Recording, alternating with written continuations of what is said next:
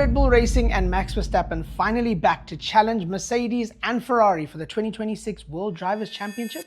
Welcome back to Race and Rhetoric. Let's talk about the Austrian Grand Prix and Max Verstappen and Isaac Hadjar's car. For the weekend, they brought a huge package upgrade, and for the first time, it looks like they had the car and they had the pace to challenge those Ferraris and Mercs.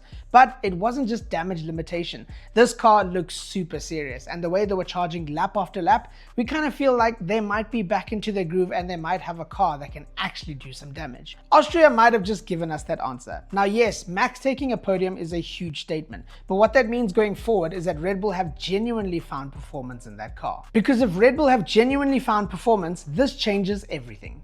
Mercedes have been strong, Ferrari have been quick, but now Red Bull are right back in that conversation. And then there's George Russell, calm, clinical, and exactly where he needs to be, showing Mercedes that he is the real and true #1 driver. With George back on the podium and putting himself a strong season together, it's going to be really awesome to see the battle between him and Kimi as to who the driver of choice is going to be at the Merc garage.